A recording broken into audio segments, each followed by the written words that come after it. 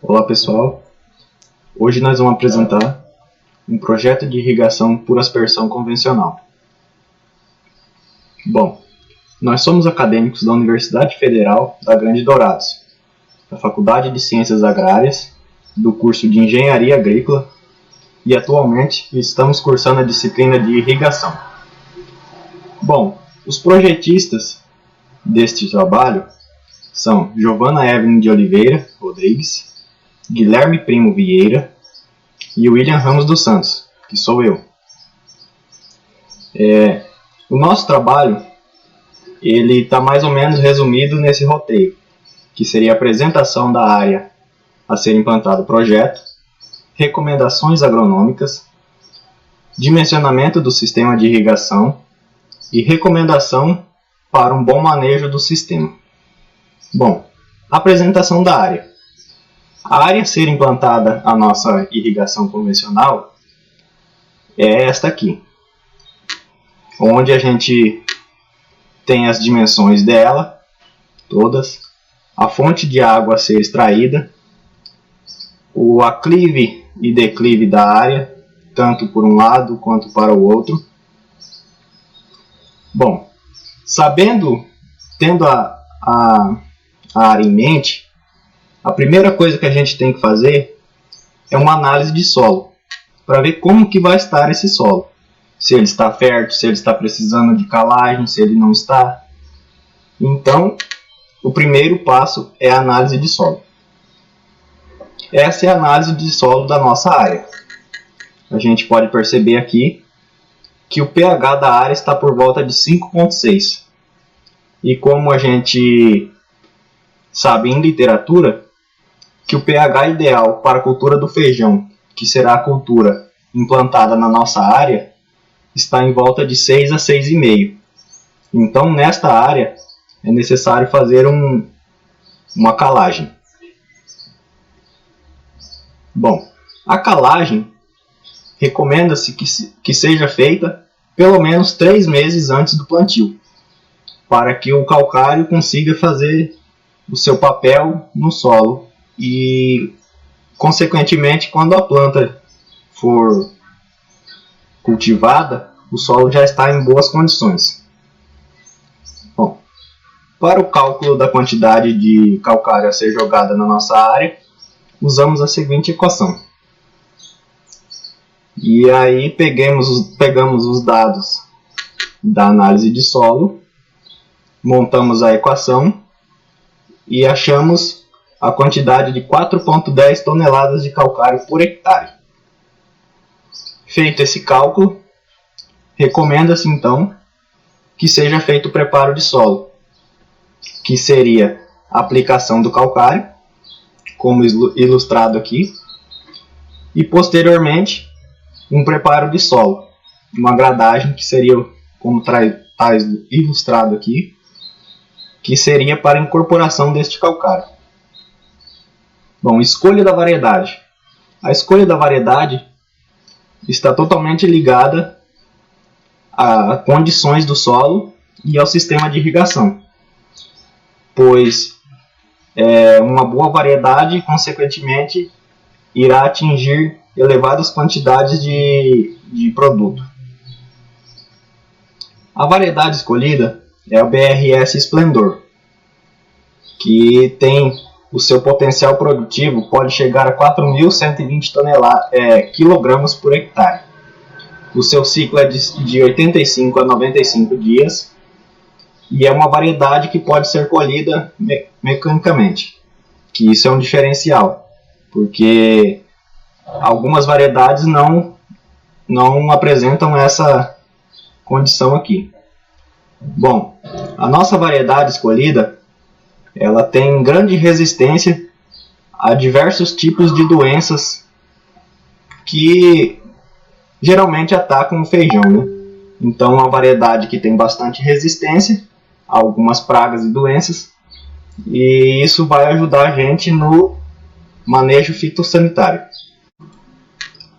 Adubação e plantio.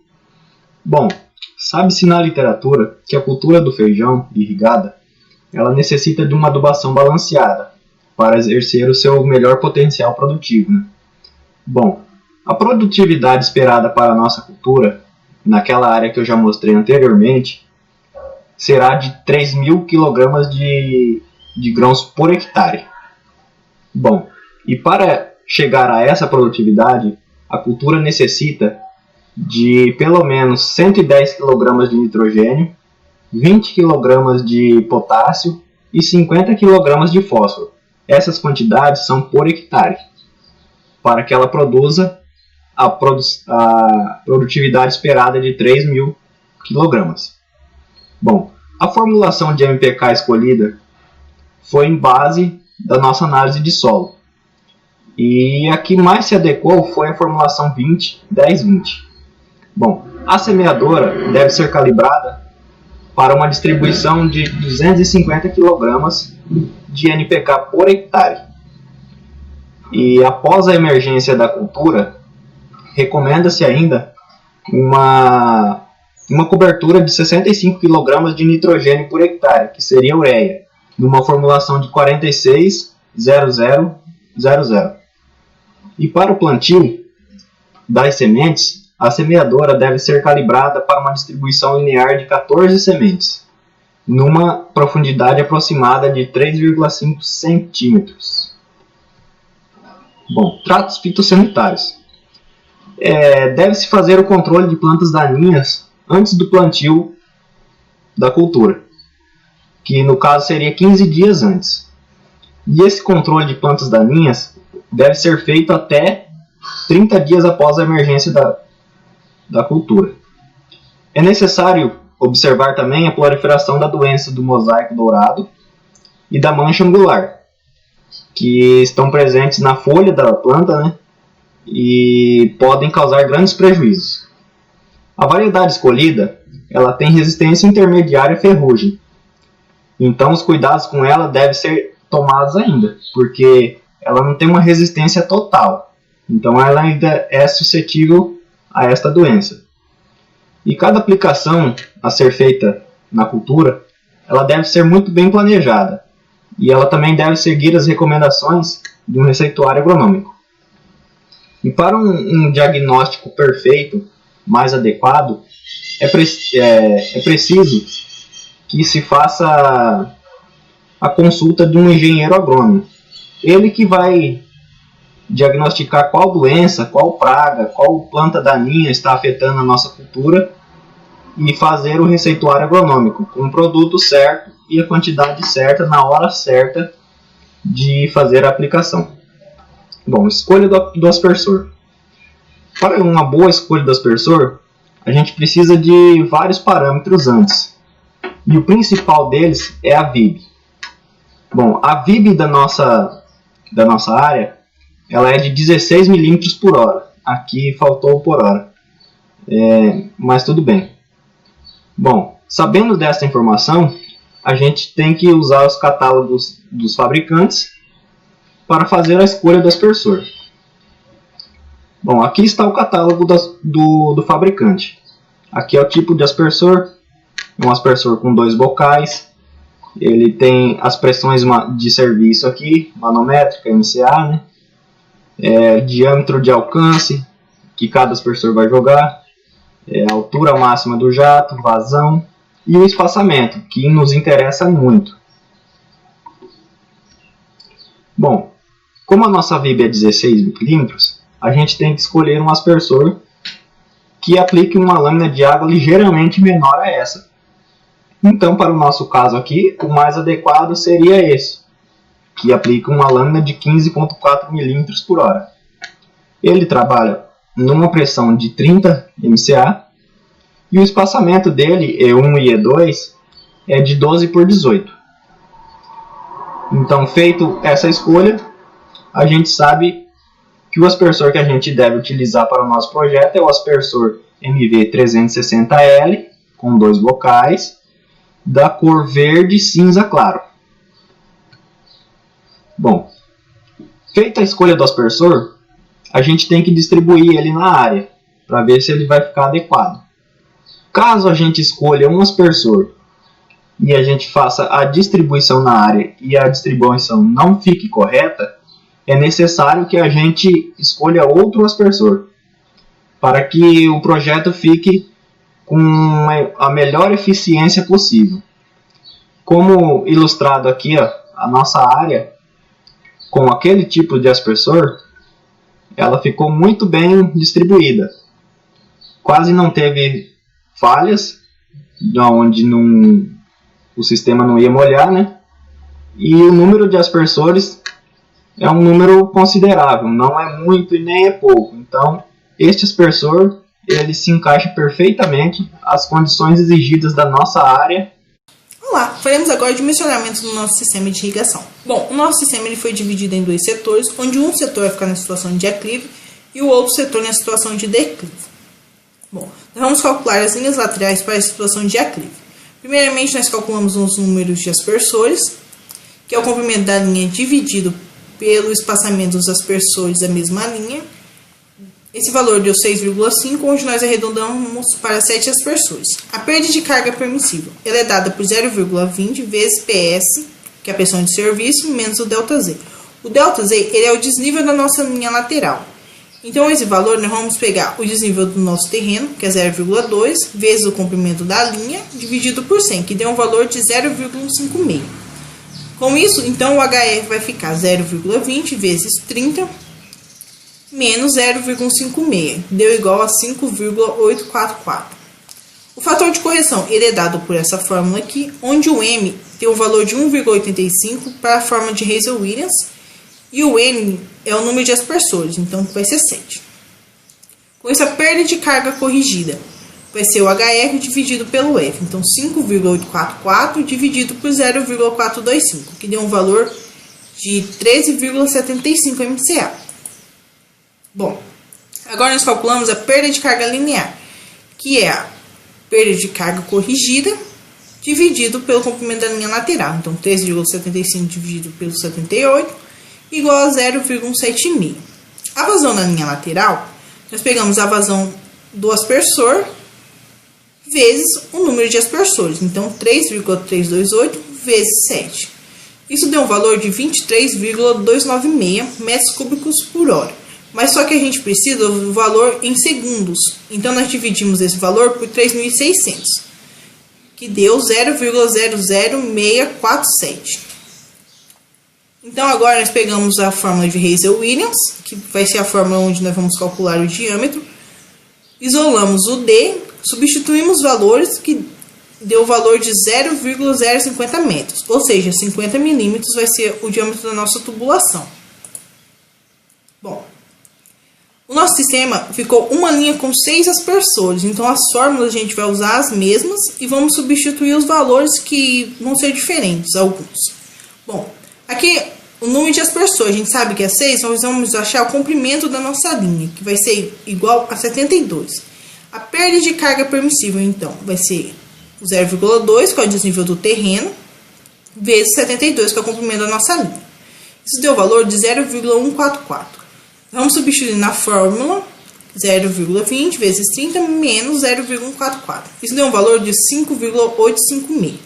O fator de correção ele é a mesma fórmula. Aqui onde no outro slide era 7, nós colocamos 6 agora, porque são 6 aspersores. Isso vai dar um valor de 0,438. Bom, então com isso nós fazemos a perda de carga corrigida, que é o 5,856 dividido por 0,438. Isso deu um valor de 13,370. Bom, a perda de carga linear, então, vai ser 13,370 dividido por 72, que deu o valor de 0,186. A vazão da linha lateral é a mesma fórmula, o valor da vazão de um aspersor vezes o número de aspersor dividido por 3.600, que deu o valor de 0,00555. Substituímos todos os valores na fórmula, o diâmetro deu 0,47 metros, ou seja, 47 milímetros. Só que como a gente tem que pegar um valor acima, o comercial acima do valor que deu, vai dar 50 milímetros também. Então, com isso, aqui nós calculamos o primeiro setor. Espaçamento de 12 metros entre os aspersores, 18 metros entre eles, e o diâmetro da linha lateral de 50 milímetros. Bom, agora nós vamos calcular o setor 2 para a situação de declive. É o mesmo processo, as mesmas fórmulas, só muda uma coisinha ou outra. Aqui, os números de aspersores vai ser o mesmo, 7 aspersores, a perda de carga permissível. Antes, a gente subtraía o ΔZ. Agora, a gente vai somar o ΔZ. Então, o ΔZ tinha dado 0,156, agora a gente vai somar ele com o valor. Então, a perda de carga permissível vai dar 6,156. O fator de correção ele é o mesmo para 7 aspersores. Aí, a perda de carga corrigida vai ser 6,156 dividido pelo fator de correção. Isso deu um valor de 14,48 MCA. A perda de carga linear vai ser 14,48 dividido pelo comprimento da linha, 78. Então, 0,185. A vazão na linha lateral vai ser a mesma para a situação de aclive com 7 aspersores. E nisso a gente substitui aqui nessa fórmula todos os valores agora, que vai dar 0,050 metros, ou seja, 50 milímetros também. Como no primeiro setor a gente tinha uma linha com 6 aspersores, na situação de declive a gente também vai ter essa linha com 6 aspersores. Então o aspersor, o comprimento vai ser 72 metros também. A perda de carga permissível a gente vai somar o ΔZ, e aí deu um valor de 6,144. O fator de correção é o mesmo. Aí a perda de carga corrigida, a gente vai dividir a perda de carga permissível pelo fator de correção, que deu um valor de 14,03. A perda de carga linear, a gente vai pegar o 14,03 e dividir pelo comprimento da nossa linha. Então vai dar um valor de 0,195. O diâmetro adequado. A gente vai substituir a fórmula também, os valores que deram. E aí vai dar um valor de 0,047, ou seja, 47 milímetros. Bom, então com isso agora nós fizemos o setor 2. Então agora nós já temos o setor 1 e o setor 2, os diâmetros das linhas laterais aqui, que deu 0,050 metros, ou seja, deu 50 milímetros. Bom, agora nós vamos calcular as linhas de derivações. Bom, a gente tem duas linhas de derivação, mas como ela é dividida em setores, nós vamos calcular somente para uma linha de derivação. Então, o número de aspersores na linha de derivação vai ser o número de todos os aspersores das linhas laterais, que deu 34 aspersores. O fator de correção, então, 1,85 para a fórmula de Reis-Williams, e onde era o N, a gente vai substituir por 34.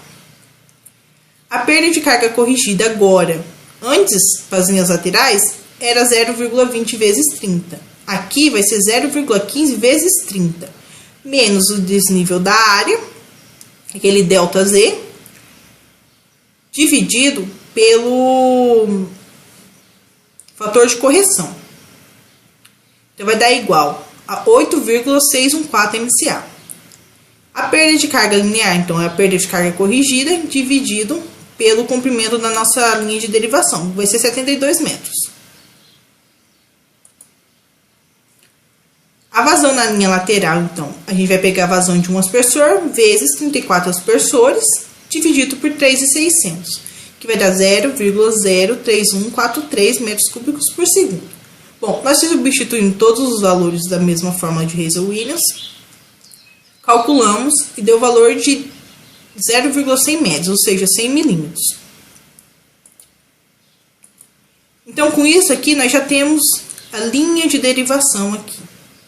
Vai ser 100 milímetros para essa linha aqui, a primeira, do primeiro setor, e 100 milímetros para a linha do segundo setor.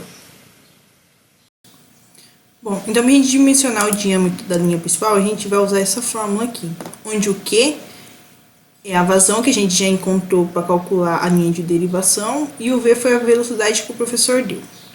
Então aqui, substituindo, calculamos, deu 0,163 metros, ou seja, 163 milímetros. Como a gente escolhe um diâmetro comercial acima do resultado que deu, então 175 milímetros. Então, com isso, a gente já tem o valor aqui do diâmetro da linha principal. Aqui a gente tem o layout completo. Aqui nós temos as linhas laterais, que deram 50 milímetros. Aqui nós temos a linha de derivação, que deu 100 milímetros. E aqui a linha principal. O aspersor que a gente escolheu foi o MV360L, verde cinza claro. O tubo de subida vai ser 3/4, numa altura de 0,60 metros. Aqui nós temos o espaçamento entre os aspersores, que é de 12 metros. E aqui entre as linhas laterais de 18 metros. Aqui nós vamos ter 2 registros, porque enquanto o setor 1 estiver sendo irrigado, o registro do 2 vai estar desligado. Quando for irrigar o setor 2, a gente fecha o registro do setor 1 e abre o registro do setor 2.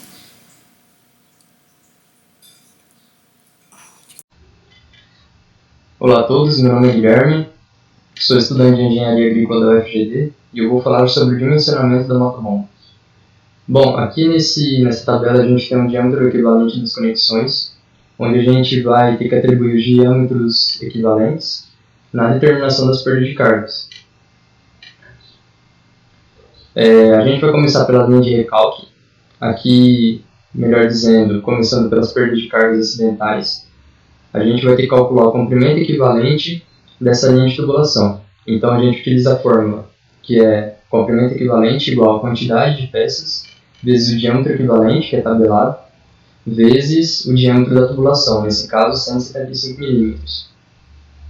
Então a gente usou um T, uma válvula de retenção, um registro de gaveta para 175 mm, que é da linha de derivação, e um registro de gaveta de 100 mm para a linha principal.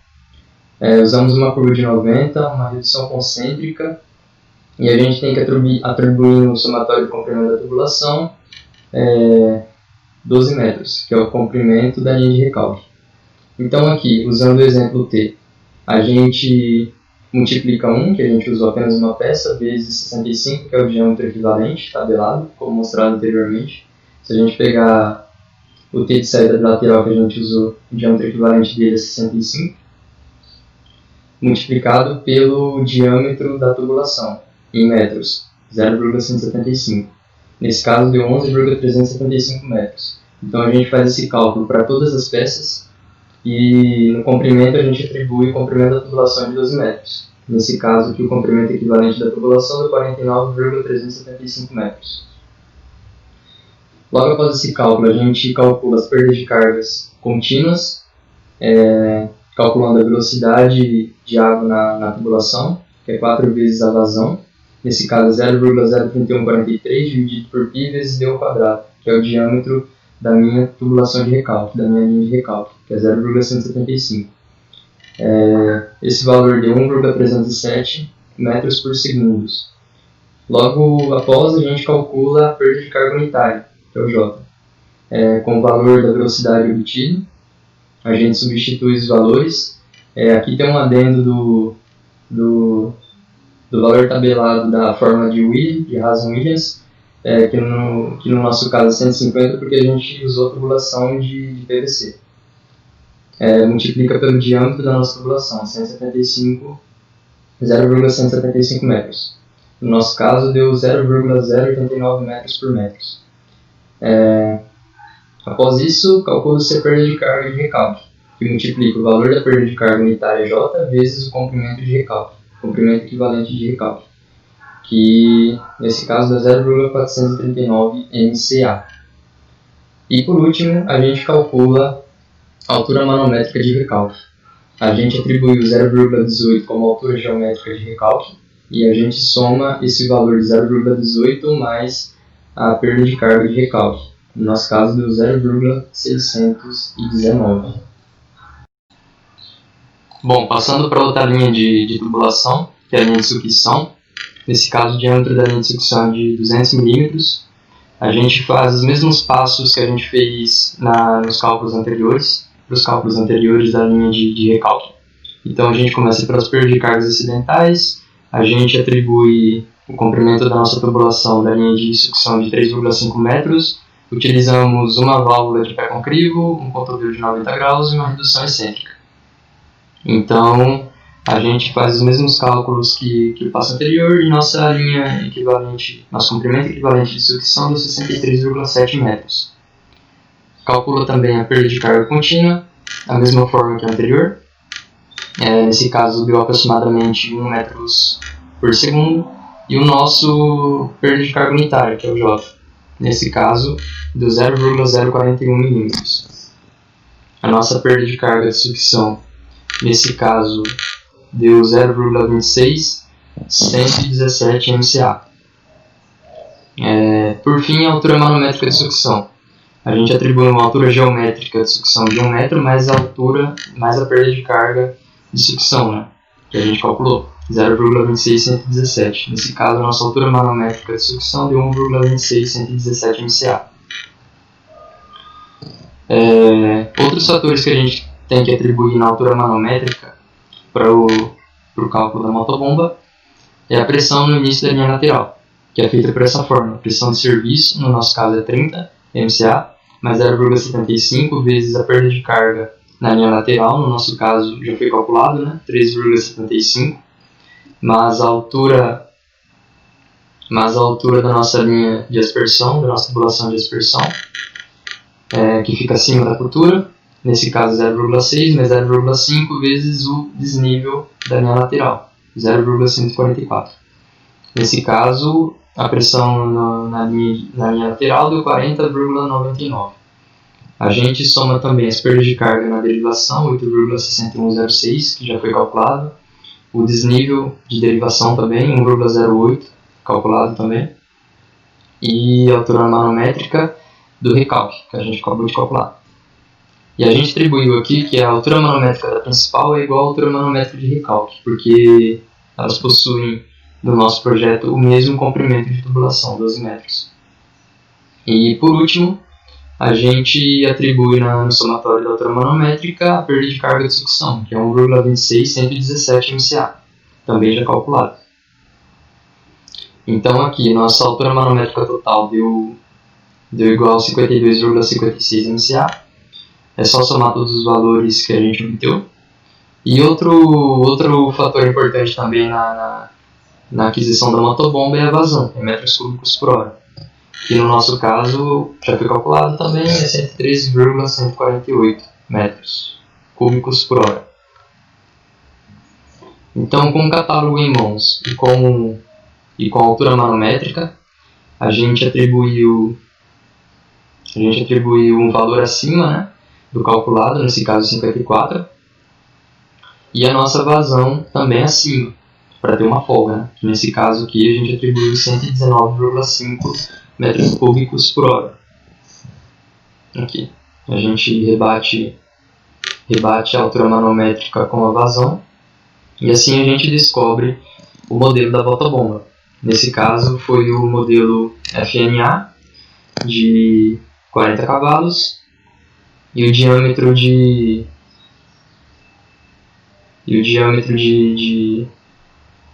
do rotor de 200 mm, como está nesse caso aqui, nesse exemplo.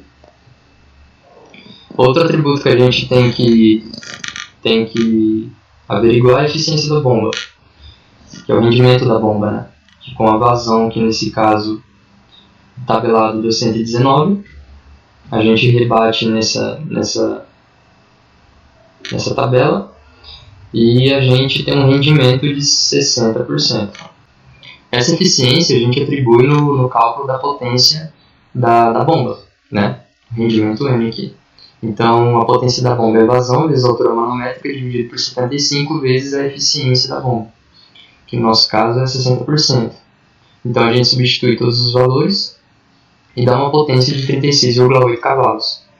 Essa potência, como está acima de 20 cavalos, a gente tem que acrescer um valor de 10% na bomba, no valor da potência, desculpa, que dá um valor de 40,48 cavalos, a nossa potência da bomba.